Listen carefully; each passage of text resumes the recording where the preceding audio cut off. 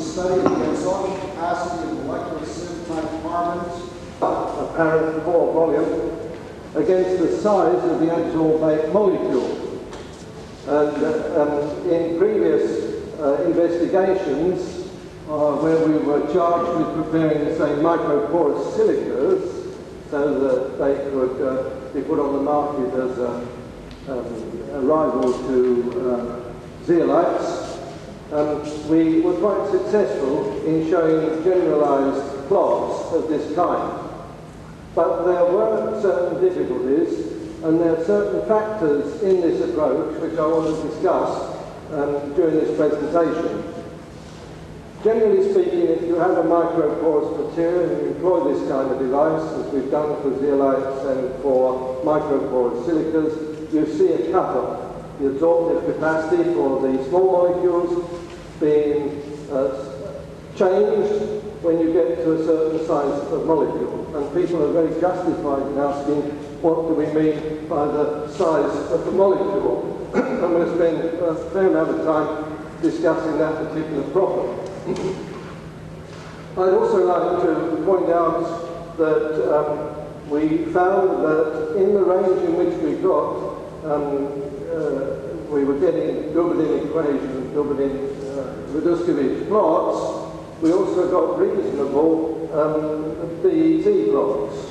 That meant we were operating on a very much more restricted range, but we did indulge in the little mathematical exercise of substituting the BET parameters into the Dublin relationship, so we could relate mathematically or algebraically the Vn value from the BET equation with the V naught derivation from the Dublin-Raduskovich plots, and we looked at that as a ratio of Vn to V naught, and you can see from these equations that it's quite clearly related to parameters that you can get from the BET equation. This means with this type of material you don't have to do the analysis twice. If you've got the BET data, you can transform it to the Dublin data, and if you've got the Dublin data, you can transform it to the BET data. In particular, as a result of a lot of experience, and we published this in Carbon some years back, we found that the ratio of Vn to V naught that we were determining in that equation was very approximately the same as the volume uptake at 0.1 and the volume uptake at 0.9, both of the parameters being obtained easily by direct observation of the isotope.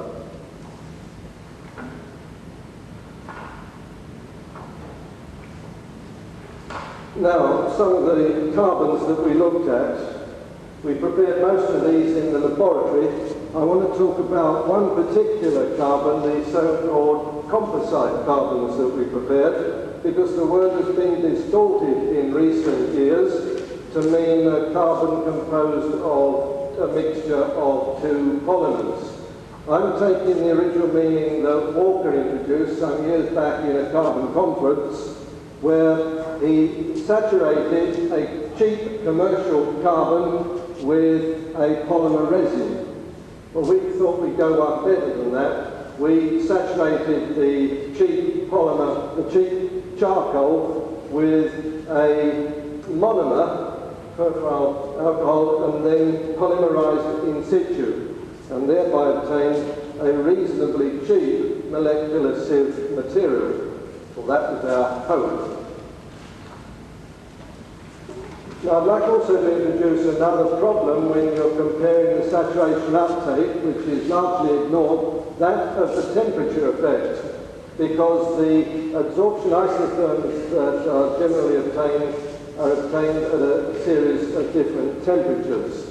And this, I believe, is one of the complicating features in analysing the data that we get when we're looking at molecular sieve type characteristics.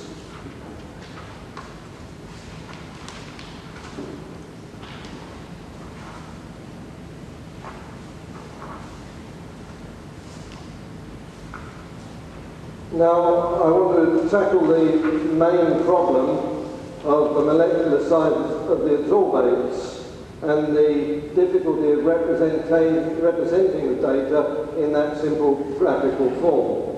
If we take a series of different adsorbates and look at their size, we can generally work on a self-consistent set of molecular diameters, which is what we did in our previous publications. So we can run through all the materials that we're looking at, and we can ascribe various molecular diameters that appear to be reasonably consistent, and we can see that we're still ignoring several features that most obviously come into the calculation and our common sense observation of size. Namely, that when you're dealing with a chain type material, you have to consider the chain length, and when you're dealing with a thing like benzene, you have to think in terms of the way in which it sits on the surface.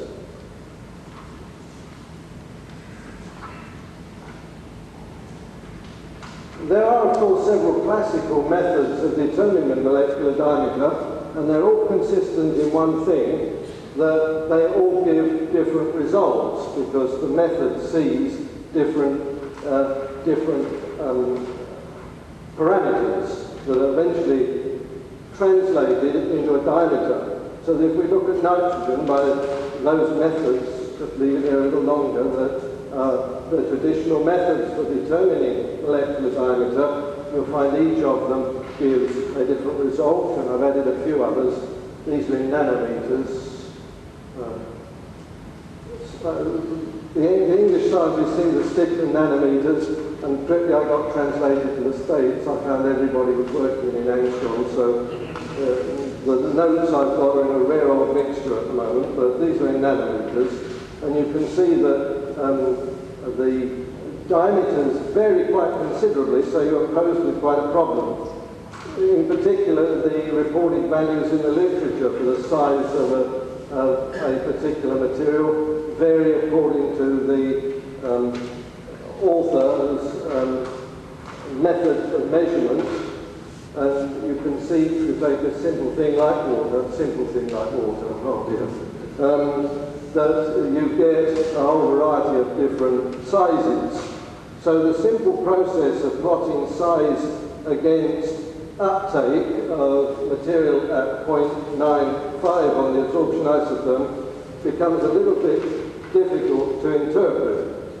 And reverting back to that diagram I gave you, you can then start arguing about the validity of those kind of plots.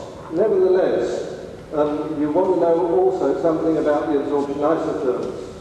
And most of the absorption isotherms in the materials we investigated were of this type and character. I've got two of them here.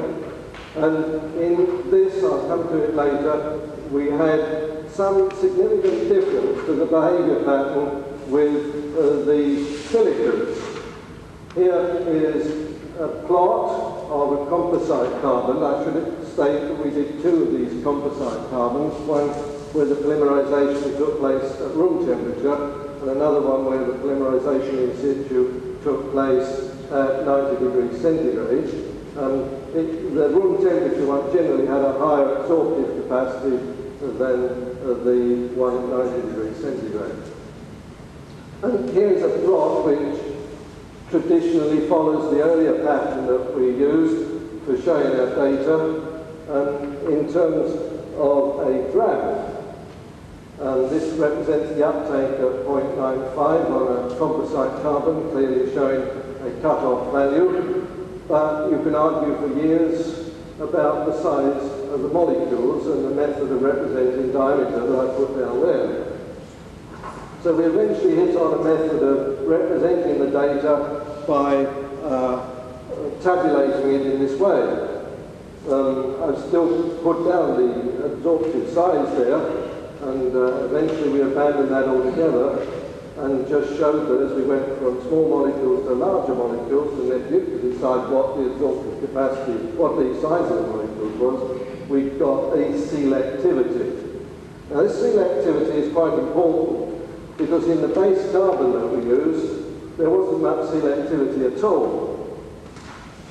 As you can see from that observation, there is some selectivity in the polyvinylidene chloride carbon that we prepared. This differs from the polyvinylidene carbon that Dr. McNamee was talking about. It wasn't a copolymer. We polymerized it ourselves and then carbonized. But you can see that, generally speaking, on a lot of these preparations, a selectivity principle is operating. Now, you can see we did quite a lot of these absorption isotherms, and generally there was a selectivity principle operating. We then wanted to use these tables to express, because you can't produce hundreds and hundreds of absorption isotherms in an article, and we wanted some method of denoting that the character of the absorption isotherm had changed. So we hit on the method of representing the amount filled at P0 equals 1, comparing it to the amount that was absorbed at 0.95. And then if we had a good high ratio there, percentage of pores filled at 0.1 was 90 odd, you obviously infer that that is a type 1 isotherm. If it runs down to something like 40, here we have a 40, then you recognize that the isothermic character has changed. And that was typical of the silicas and zeolites we looked at, the inorganic materials, that when we reached that cutoff value, the absorption isotherm changed in character. But if you look at the Sutcliffe-Speakman, the Sutcliffe carbon there, you will see another difference. There is no selectivity, but the absorption isotherms very largely retain their type 1 character. And this seems to be true of all. There's one other point I must make about the Sutcliffe-Speakman. We got, first of all, some anomalous results because we absorbed water on the Sutcliffe-Speakman, and we then got different results. So we've entered another column here showing what happens if you pre-absorb with water and then look at the absorption capacity that you've got. So we hit on the simple expedient of making the water isotherms the very last in the sequence that we ever investigated. So we now have a difference between these carbons and the molecular sieves of zeolites and molecular sieve microporous silicas, namely that when the absorption isotherm shows that we haven't got selectivity, or when these tables show we haven't got selectivity, we still retain a type 1 absorption isotherm in the majority of cases. Well, there are so many results on that that I must make a comment about the BET plots, Mangler plots and the Dubinin plots. And these are very simple. The BET observation, they give linear plots provided you reduce the scale to a very low pressure, the same pressure as that in which you get good Dubinin-Raduskovich plots. The same is true about the Langmuir. If you go up to higher pressures, the thing starts curving. Well, you might have expected that from your own experiences. So the main change that we get is this difference in the pattern of the absorption isotherm when selectivity isn't there. I would point out to you that I'm very chary about recognizing these effects as due solely to the size of the slit or whatever. It's very tempting to say, well, because I can't get a molecule of a particular size in, it's excluded because of the size of the pore entrance or the slit. I'd point out too that we really ought to have a series of comparisons of molecular probes at the same temperature. So there's a temperature effect. There's a kinetic effect. think I prefer kinetic effect rather than chain length. You need more energy to push a molecule into a pore if it has a long chain, and there's a shape factor effect. And then this effect I've noted to you, made a point about water absorption being a factor, and I think this could be a factor in the very large area of isotherms, carbons, that we're currently looking at. Finally, I'd like to just carry on the point about the Dubinin plot. If we take those calculations of the Dubinin values from the BET equation and compare them from the values which we get from a traditional Dubinin-Raduskovich plot, we get reasonable agreement. So I justify the calculation of Dubinin parameters from the simple conversion of BET parameters on this basis.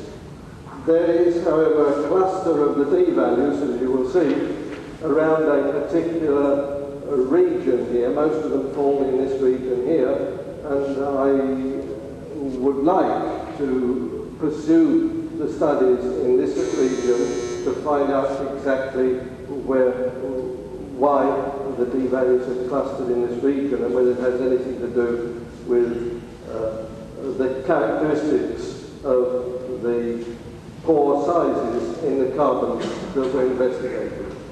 Thank you very much.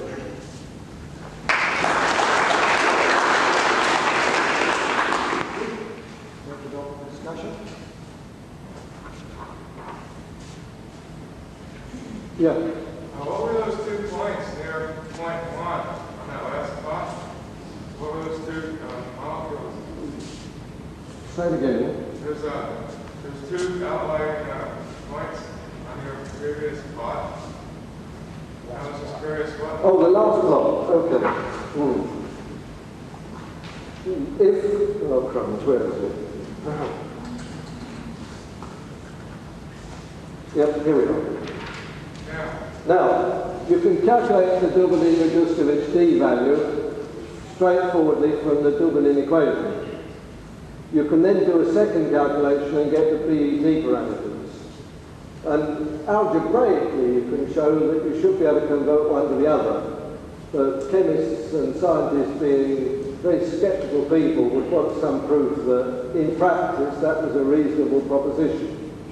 And all I'm trying to show here is a calculation along this axis of the Dubinin D value from the BET parameters and a calculation straightforwardly from the Dubinin plot in that direction, and show that the two showed reasonable coincidence. I was just curious if you have any ideas why those 2 points would fall off the line, because the rest look very good. Probably the degree to which they go off the line is the degree to which the either the BET or the Dubinin, it doesn't give a very good linear line when you're making the plot. It would be difficult from that to say which one unless I went back and inspected. There were a lot of fibre carbons in that plot that we prepared in the laboratory, and the deviations occurred in the fibre carbons rather than in these carbons that we were looking at this time. Yes, Ryan. What sort? You mentioned that the Dubinin plot and the BET plot were both linear over a similar relative pressure range. What sort of relative pressure range typically would that be? I've got it here somewhere. In the same region that you were getting your Dubinin plots, I calculated the number that you did, 8 readings in the range 0.07 to 3 millimetres for nitrogen. That's taken from your paper, and I did it in that region.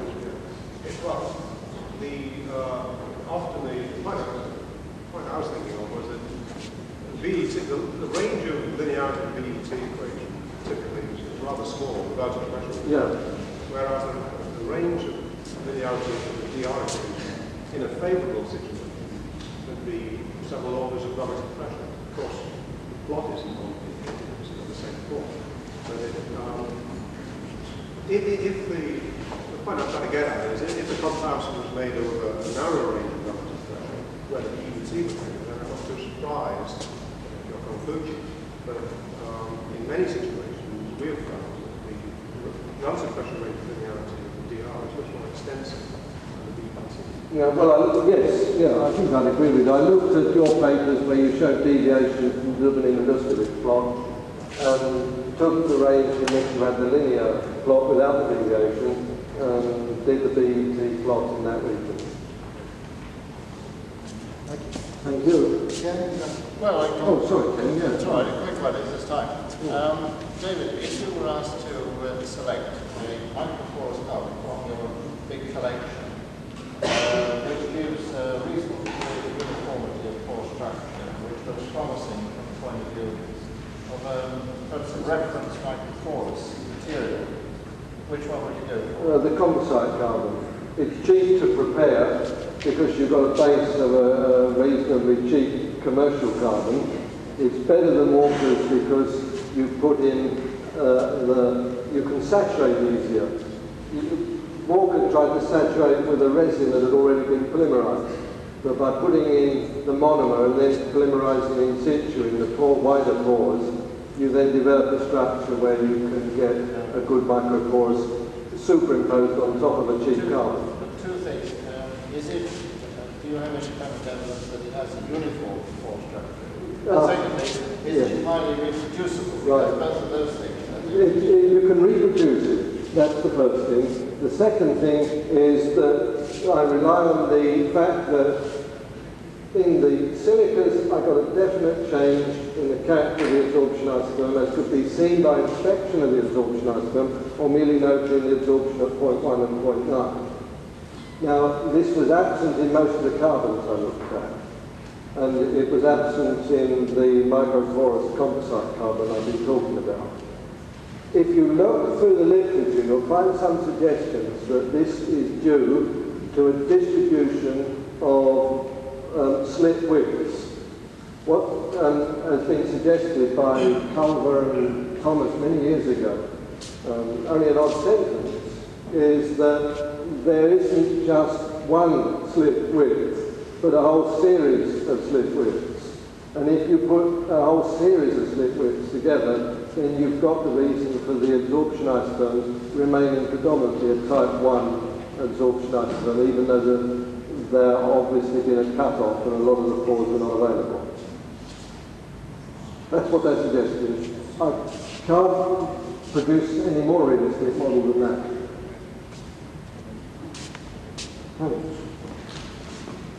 Next paper, practical analysis of gas absorption on coke, presented by S.H. Lee, A.D. Palmer, C. Beveridge, Cabinet Canada.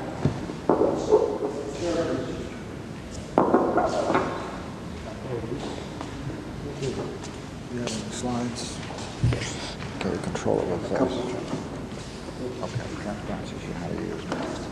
Has no controllers.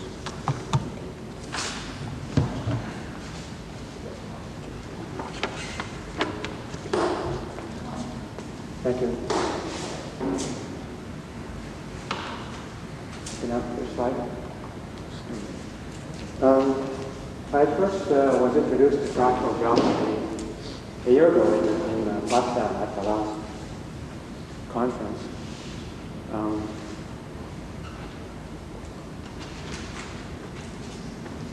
Recently, since I'm going to talk about geometry, I'll just very quickly review the basic geometry we're looking at. We have to, for most of these gas-solid reactions, consider the solid, the pore space or the void space, and the interface itself as a separate entity. Over the last couple of years, there have been several papers by people like David Abney and Peter Pfeiffer, where they have applied, or tried to apply the principles of fractal geometry to catalyst systems and porous solids. We can turn that off for a minute.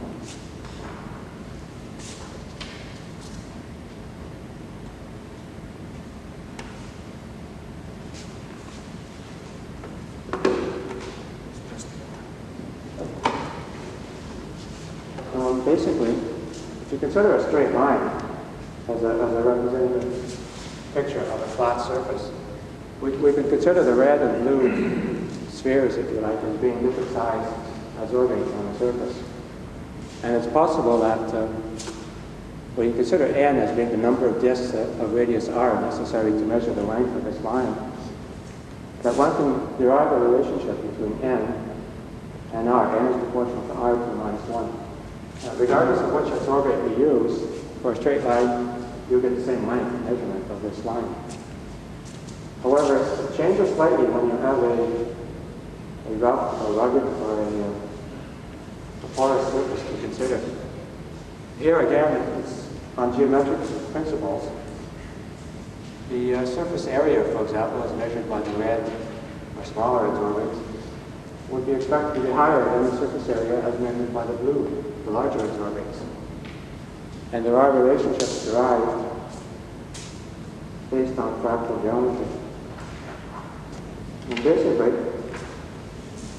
an object is described as a fractal or a fractal surface, if you like, if the rate of occurrence of new features of irregularity is governed by this sort of power law, and is proportional to r to minus d. D in this case is the fractal dimension of a line or a curve. And again, for lines, d would vary between 1 and 2, corresponding to a 1 dimension and 2 dimension. And for a surface, d varies between 2 and 3, corresponding to, say, a 2-dimension and 3-dimension surface. And I think we'll go back to the slide. So we took some data of a syncrude coat, which is a coat produced by fluid coating of Athabasca bitumen from the syncrude plant in Fort McMurray, Alberta. The coat was separated, as we see, into several particle sizes, ranging from I think 24 to almost 1,000 microns in diameter. And if we look at areas, surface areas measured by nitrogen, DET, or measured by CO2 DET, we can see that the surface area is approaching infinity as you go to smaller and smaller particle radius in this case. The surface areas were determined on a Carlo-Urban instrument.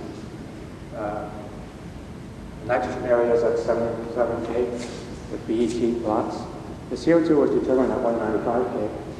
And we used both BET and Dubin's equations to calculate surface areas.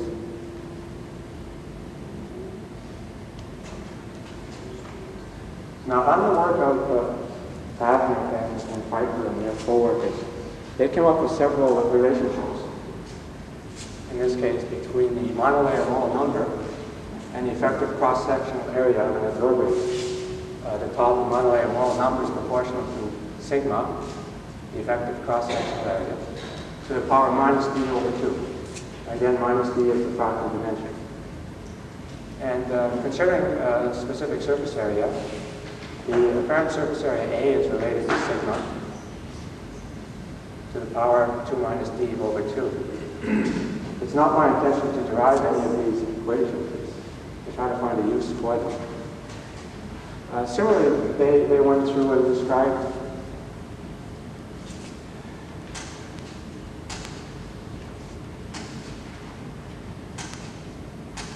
described a series of experiments using one adsorbate and several particle sizes of an adsorbate. And again, they derived equations, n proportional to r, capital R, but that's the particle radius, to the power d minus 3. And the same equation for current surface area A proportional to r to d minus 3. It's obvious from the bottom equation, for example, that when d is 3, the surface area is independent of particle size, which is the case with most of the catalysts that I was used to working with. And again, Abner has derived equations relating these four that I've shown up here. So we took the data and plotted it. For example, this is the CO2 surface area data plotted against particle radius in a log-log plot. And whether we used BET or Dubin's sort of equations, we were getting similar straight lines. And it covered most of the particle size range that we had looked at. From the slope of these curves, if we consider equation 4, the slope is equal to d minus 3, and we were able to derive the d value. Obviously, from here, you can see the relationship between the dt and the Newman plots as well. Both plots provided a value for d, fractal dimension, of 2.48. Similarly, the nitrogen data can be plotted the same way. Now, unfortunately, the nitrogen data is ranging from about 1 to 15 square meters per gram, and perhaps not quite as reliable at the low end, particularly. And it covers a smaller particle size range than does the CO2 data. But the d value calculated from this slope of the log-log plot was 2.38, which is very similar to the CO2 data. One of the reasons we were looking at these surface area measurements of cold samples is that in our laboratory we are involved in a lot of work in, say, coal and char combustion or coal liquefaction, where obviously the rates of these reactions are going to be dependent upon things like the accessibility of the active sites upon the surface. So one of the things I wanted to look at after finding a fractal dimension from gas absorption data was to see if I could derive the same equation from some other data.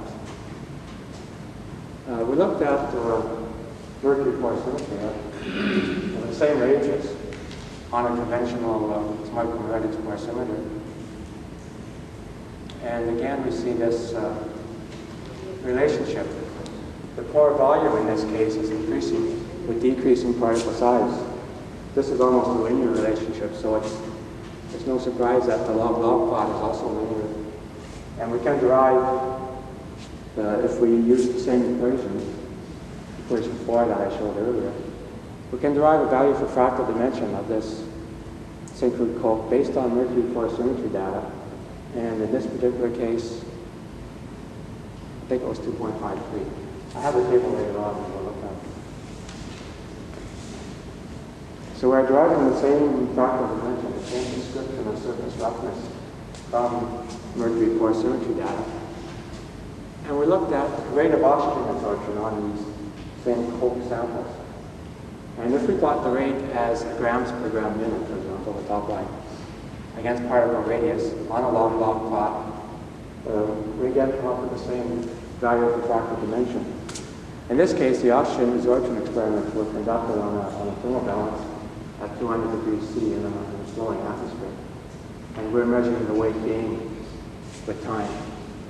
And the rate expressed here is the rate of what was the second stage of oxygen absorption. There's a very rapid initial oxygen absorption and then a very slow linear absorption with time. So this is the second linear rate.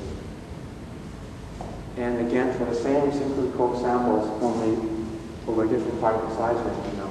So we're deriving the same fractal dimension. Here's a summary of that work. We consider nitrogen, CO2 absorption, physical absorption, the oxygen absorption data, and the mercury porosimetry data over the various particle size ranges that are listed up here. And we can see the fractal dimension varying from 2.38 to